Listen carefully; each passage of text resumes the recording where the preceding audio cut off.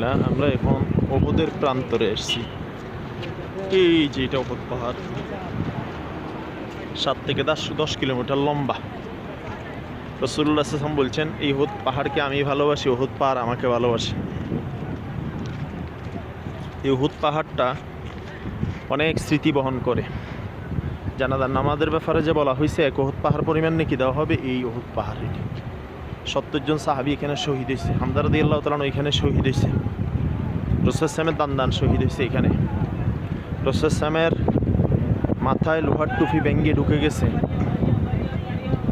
মারাত্মক ধরনের এক যুদ্ধ হয়েছে। তো এটা হলো উহুদের প্রান্তর, বিশাল এরিয়া, হাজার লক্ষ মানুষ পুরুষ নারী জিয়ারত করতে আসে, দেখতে আসে, দোয়া করা। আল্লাহ আপনার রাসূল উহুদ পাহাড়কে ভালোবাসতেন, আমিও ভালোবাসি। ইয়া রাসূলুল্লাহ আপনি কবুল করেন, ইয়া আল্লাহ কবুল করেন, ইয়া আল্লাহ কবুল করেন। আল্লাহ ইমানের পথে ইসলামের থাকার তৌফিক দেন। আল্লাহ ইমানের সাথে মৃত্যু দিয়েন, শহীদি মৃত্যু দিয়েন। আল্লাহ শহীদি মৃত্যু দিয়েন। রসুলকে দেখি নাই, রসুলের প্রিয় জিনিসগুলো দেখতেছি, রসুলের স্মৃতির জিনিসগুলো দেখতেছি। আল্লাহ রে কবুল করিয়েন।